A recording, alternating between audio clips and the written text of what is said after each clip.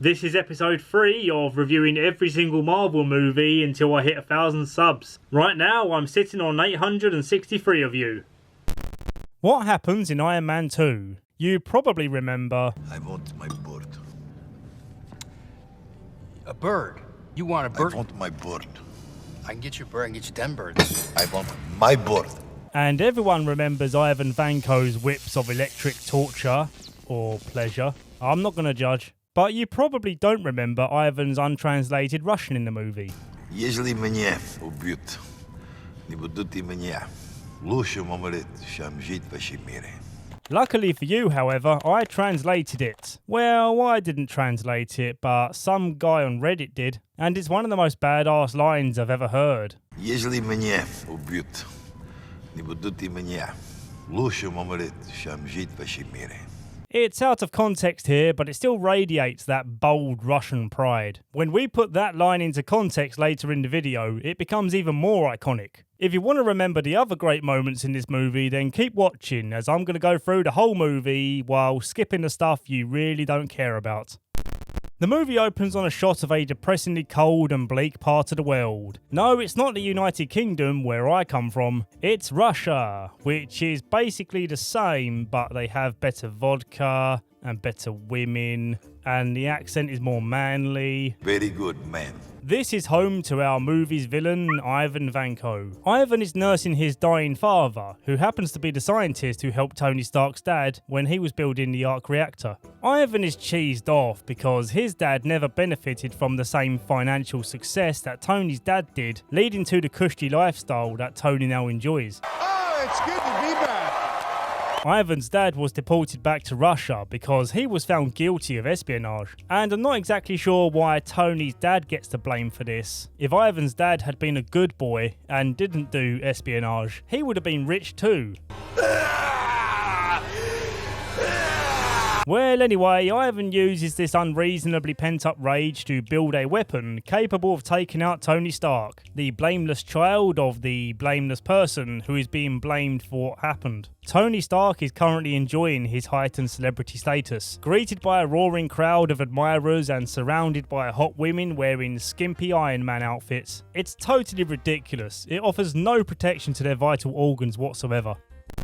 On his way home from the expo, Tony is handed a summons to appear in front of the Senate of Armed Services Committee, that's a mouthful, to defend against the claims that his Iron Man outfit is actually a weapon. To strengthen their claim, the Senate bring out a weapons expert / biggest douche in the universe, Justin Hammer. Just listen to his voice and tell me he doesn't sound like a douchebag.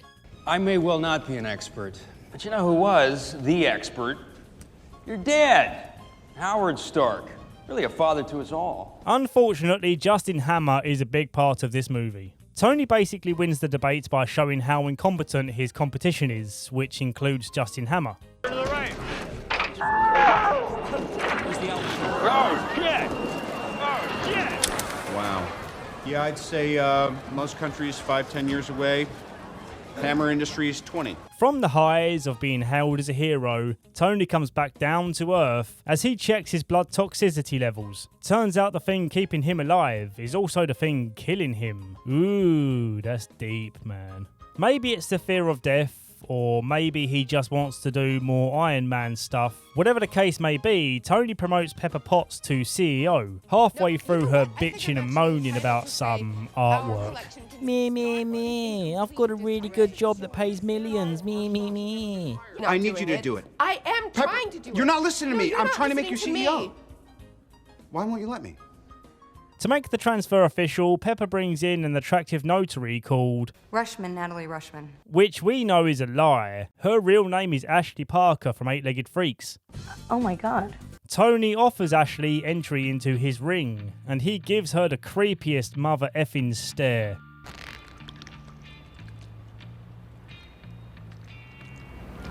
For some reason, Ashley decides to stick around as his assistant, but there's more to Ashley than we realise. Oh my God! But we'll come back to her later. Tony flies out to Monaco to take part in a Formula 1 race, and somehow Ivan knows about this trip, so he nabs himself a fake passport and ticket. Ivan steps out onto the tracks and isn't immediately rushed by security.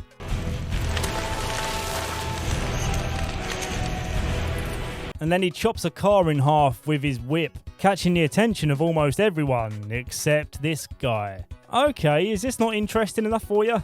Tony's car then gets destroyed by the whip, and nope, no, that's still not interesting. This is just your average day at the Grand Prix with your regular acts of villainy. Nothing to see here, folks, move along. Meanwhile, Tony Stark's chauffeur slash bodyguard slash boxing buddy is defying death multiple times with almost impossible odds as he weaves in and out of oncoming race cars.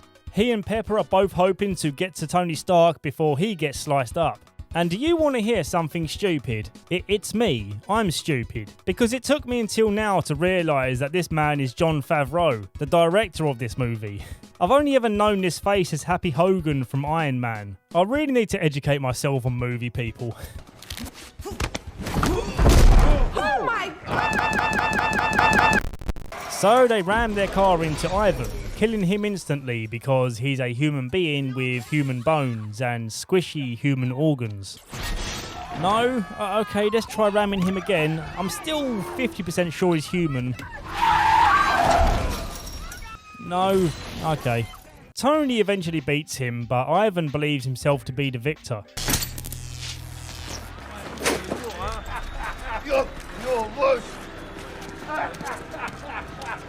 Tony meets up with him to ask what the hell was up with that. The reason I'm alive is because you had a shot, you took it, you missed. Did I? If you can make God bleed, then people will cease to believe in him. Which turns out to be pretty accurate, as we see people losing faith in Iron Man's protection. Stocks are plummeting, and the senator who poo-pooed his name earlier is poo-pooing him even more now. And more importantly, Tony's closest friend in the military, Colonel James Rhodes, is getting tired of defending his name. I've been on the phone with the National Guard all day, trying to talk them out of rolling tanks up the PCH, knocking down your front door. They're gonna take your suits, Tony, okay? They're sick of the games. Rhodey then gets even more aggravated when Tony decides to throw a crazy birthday party wearing the Iron Man suit, because he's supposed to be laying low and sorting stuff out. The after party starts in 15 minutes. And if anybody, Pepper, doesn't like it, there's the door. I love parties where I'm almost killed by a laser. Woo! Rhodey is getting tired of Tony's tomfoolery, and I'm gonna guess he's probably just massively jealous that he doesn't get to almost kill attractive women. So Rhodey puts on an old Iron Man suit and becomes the buzzkill of this party. I'm only gonna say this once. Get out. Get out. Tony and Rhodey are scrapping it out, and I can't help but wince looking at all of this destroyed property. It's like watching those tech destruction videos where you'll get really angry because you could have had those things which they're destroying. Oh, I could have had that giant mansion. It's not fair. While they were busy jostling around, Ivan was busy breaking out of prison. And Mickey Rourke actually went to a Russian prison while studying for his role. So to me it would have been interesting to see more scenes of Ivan in prison. But he's busted out of prison just as soon as we see that he's in there. So we'll never get to see how convincing of a prisoner he really was. The only footage I can find of Mickey Rourke practicing for his role is playing ping pong with a prison guard. So I have my doubts on the authenticity of Mickey Rourke's experience here. Is this what Russian prison's like? Turns out Justin Hammer was behind the prison bust out, because he wants Ivan to work under his name and build him something which can outshine Tony. And this is where Ivan takes in his surroundings, seeing this lavish cringe lord living a Tesco value version of Tony's life. And all of this makes him say, Если меня убьют, не будут и меня. Лучше умереть, чем жить в вашем мире.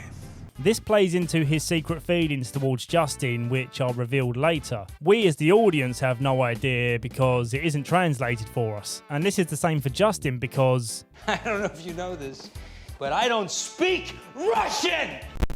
So, while they work on their little scheme, we see Tony chilling out inside of a donut, eating smaller donuts, watching the sun rise. Oh man, how good does that look? That looks so chill. Who can honestly look at this scene and say they don't want to be doing the same thing right now? Along comes Samuel L. Jackson to talk him into joining a more heroic path, under his leadership as Nick Fury of S.H.I.E.L.D. And what? It turns out Natalie Rushman isn't Ashley from Eight-Legged Freaks, and is actually called Natasha Romanoff working as an agent. What? You're fired. That's not up to you. Nick Fury gifts Tony a box containing highly valuable belongings of Tony's dad, including a film reel of Howard Stark sending a message for future Tony, where he basically says, "Hey son, I can't build cool stuff in my time because I have crappy 70s technology, but maybe you can build something cool with your technology. And also I'm very proud of you." What is and always will be my greatest creation is you. Tony then notices his dad's miniature village actually looks like a map to something else, and when he gets Jarvis to deconstruct this village into a holographic mesh model thing, he notices that it looks like the molecular structure of a new element. I think that's the cleverest string of words that have ever come out of my mouth. So Tony creates this new element to replace the power core, which is currently making his blood very toxic. And it's a good thing that Tony managed to up his Iron Man game, because Ivan is busy hijacking Justin's tech to work on something entirely different from what Justin requested. Is that a helmet? Doesn't look like a helmet to me. How are you supposed to get a head in there? Try to put your head in there. No, go ahead. Try to put your head in there.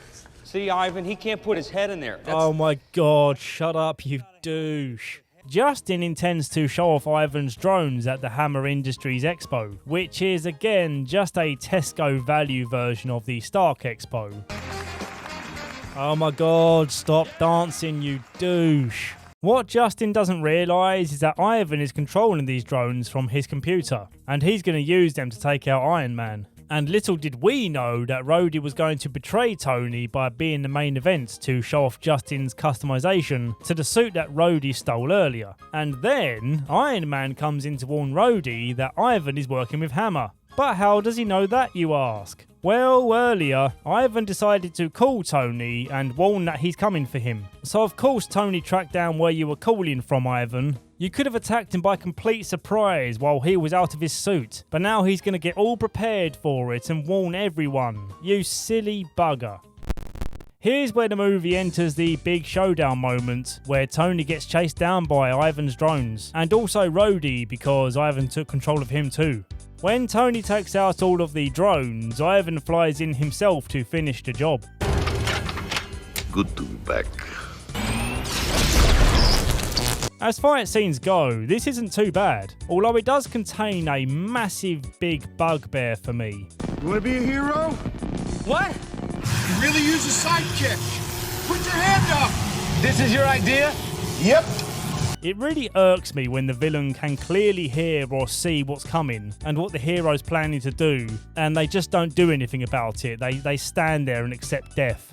Because I guess the death was written into this scene, so it needs to happen. But it's still just so stupid. Ivan lays on the dirt with his face somehow intact. And once again says, You lose.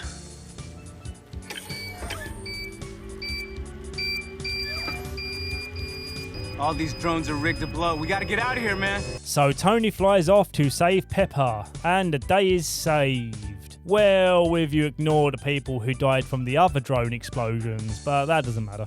The end of this movie marks the moment where Iron Man is officially introduced to the Avengers program, which he agrees to be a part of, but only on the condition where the senator who hates him gives him the medal at the award ceremony.